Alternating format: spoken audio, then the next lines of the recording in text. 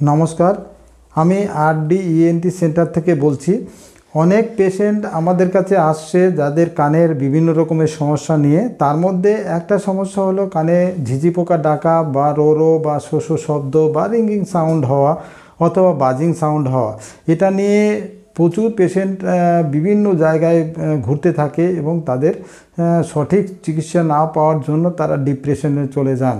শুধু তাই না, তার সঙ্গে সঙ্গে কানে শোনাও প্রচণ্ডভাবে কমে যায়, তারা বধিরে পর্যায়ে চলে যান এবং এমন একটা অবস্থা হয় তাদের যেন সুইসাইড করবো এরকম একটা পরিস্থিতি। কিন্তু এর যে সঠিক চিকিৎসা করলে এবং প্রপারলি যদি ডায়াগনোসিস করা যায় তার সঠিক সমাধান করা সম্ভব। শুধু সমাধানই না, একদম তার হিয়ারিংটাও অরিজিনাল হিয়ারিং আনা সম্ভব। শুধু তাই না, আর তার সঙ্গে সঙ্গে যে এই টিনিটাচ হওয়া, দীর্ঘদিনের টিনিটাচ অথবা সে শর্ট সময় হোক না কেন, সেটাও কিন্তু পুরোপুরি অরিজিনাল হিয়ারিং আনা সম্ভব। এই হিয়ারিং লস অনেক সময় নার্ভ ডেফনেসের জন্য হয়, অনেক সময় আবার কন্ডাক্টিভ হিয়ারিং লস হয়।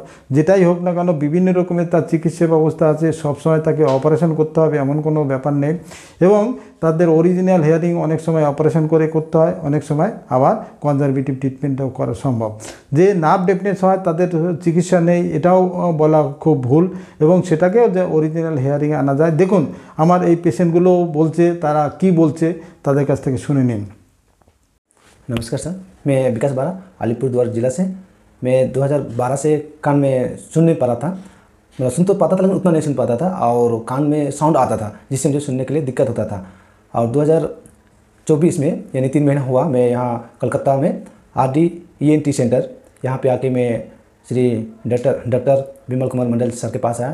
अभी 3 महीने से इलाज यहाँ पे करा रहा हूँ और काफ़ी इम्प्रूव हो गया। अभी मेरा 90% तक अभी ठीक हो गया और जो कान में साउंड आता था वो अभी ठीक हो गया। मैं बहुत बहुत धन्यवाद जनाता हूँ हमें sir doctor Vimal Kumar Mandal sir जी को धन्यवाद सर। गुड मॉर्निंग, मैं किशन कुमार जायसवाल हूँ।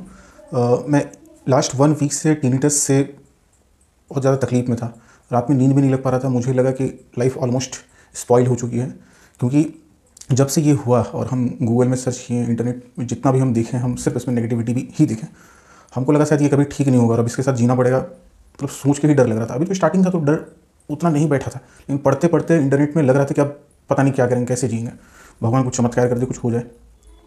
भरोसा कीजिए, हम पहले एक डॉक्टर को दिखाएं, उनका बिहेवियर से हमको लगा कि शायद ठीक नहीं होगा, वो यही बोलना चाह रहे हैं। फिर रिसर्च करते करते हमको आरडी ईएनटी सेंटर के बारे में पता चला, डॉक्टर बीके मंडल सर के बारे में पता चला। और सच कह रहा हूँ, मैं ये वीडियो रिकॉर्डिंग करने में इसलिए अग्री कर रहा हूँ ताकि लोगों में अवेयरनेस आए कि टिनिटस एक लाइलाज बीमारी नहीं है, ठीक हो सकती है। भरोसा कीजिए, जब हम यहाँ आए थे उस समय तो पूरा कान में एक अजीब सा आवाज़ था। ऐसा नहीं बोल रहा कभी तुरंत खत्म हो गया, लेकिन ये जरूर बोलूँगा कि 60-70% या शायद ज़्यादा अभी हम उतना ये नहीं कर पा रहे हैं। शायद हमको लग रहा है उससे भी ज़्यादा अच्छे तरीके से अभी ही कंट्रोल हो गया। सिर्फ सर के थोड़े से भी ट्रीटमेंट की वजह से हमको ऐसा फील हो रहा है, हम जो सोचे नहीं थे कि ऐसा हो पाएगा। मैं बहुत ग्रेटफुल हूँ सर के लिए और सच कह रहा हूँ कि सर सोसाइटी के लिए बहुत अच्छा काम कर रहे हैं। टिनिटस जिसको हुआ है वही समझ सकते हैं कि टिनिटस कितना दुख दे सकता है, तकलीफ दे सकता है। मैं फिर से सर के दिल से शुक्रिया अदा कर रहा हूँ। धन्यवाद सर। আমি সমরেশ রায়, রায়গঞ্জ উত্তর দিনাজপুর থেকে এসেছি এখানে। দীর্ঘদিন যাবত আমার একটা সমস্যায় ভুগছি, কানের সমস্যায়। সেই সমস্যাগুলি হলো, প্রথমত কানে চাপ ধরার জন্য কানে কিছু শুনতে পেতাম না, মাথা ঘুরতো, সঙ্গে বমি, ঘাম, পরে বমি করতে করতে সেন্সলেস হয়ে থাকতাম এবং ইভেন কি সাথে কানে টিনিটাস অর্থাৎ একটা শব্দ হতো আমার কানে। ব্যাঙ্গালোর থেকে, কলকাতা থেকে, বিভিন্ন জায়গায়, চেন্নাই, সমস্ত জায়গায় আমি ট্রিটমেন্ট করেছি, কোথাও আশানুরূপ ফল পাইনি। বর্তমানে আমি আছি RD ENT centre doctor Bimal Kumar Mondal মহাশয়ের তত্ত্বাবধানে। তিনি আমাকে বিগত 1 মাস আগে অপারেশন করেছেন এবং অপারেশন করার পরে পূর্বের যে সমস্যাগুলো ছিল আমার সেগুলো মোটামুটি প্রায় 80%-এর উপরে কিওর হয়ে গেছে আমার এখন বর্তমানে। কিন্তু উনি আমার কাছে টাইম চেয়েছিলেন 6 মাস, যে 6 মাস পরে আপনি সুস্থ হয়ে যাবেন সম্পূর্ণ। কিন্তু 1 মাসের ভিতরে আমি মোটামুটি 80% কিওর হয়ে গেছি এবং বর্তমানে এখন আবার আসছি ওনার কাছে যে সামান্য কিছু প্রবলেম নিয়ে, যেটা আমি এখন ব্যালেন্স পাচ্ছি না বর্তমানে এবং চোখে দেখতেও একটু প্রবলেম হচ্ছে, হয়তো বা ব্যালেন্সের জন্যই। এবার ডাক্তারবাবুর কাছে আসছি, দেখি এখন কীভাবে কী করা যায়। কিন্তু বিগত দিনের যে প্রবলেমগুলো নিয়ে এসেছিলাম সেগুলো ডাক্তারবাবু যথেষ্ট সহানুভূতিশীল ছিলেন এবং আমার কথাগুলো মন দিয়ে শুনেছেন এবং উপলব্ধি করেছেন ব্যাপারগুলো। এবার উপলব্ধি করার ফলস্বরূপ তিনি আমাকে অপারেশন করেছেন এবং অপারেশন করার পর আমি এখন 80% কিওর। কী কী সমস্যা ছিল?